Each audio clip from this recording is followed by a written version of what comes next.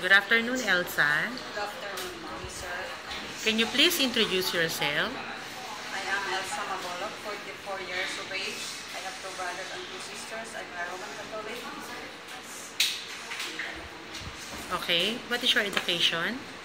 I finished 2 years course in college with taken up midwifery. Okay. Why do you want to work in Hong Kong? I want to work in Hong Kong to support my family for financial support and my brothers and sisters also. Okay. Do you have experience to work in abroad? Yes, ma'am. I worked in Qatar for 3 years in an Egyptian family with two big children already.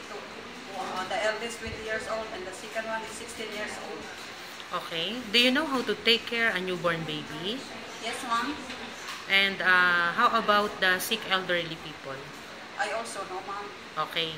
I will ask you some question. If your prospective employer cannot provide you Sunday off, is it okay for you? No problem, ma'am. Okay. Any kind of drugs, food, or detergent you have allergy? No, ma'am. Are you afraid of pets like dog or cat? Yes, ma'am.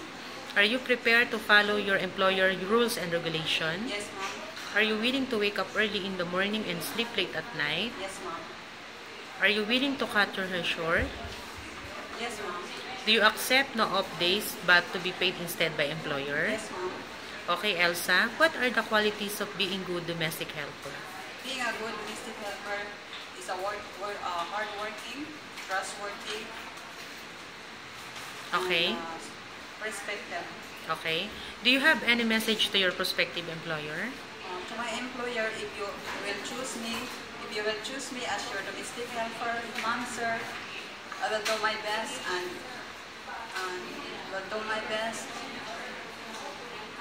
That's all. Yes, sir. Thank you.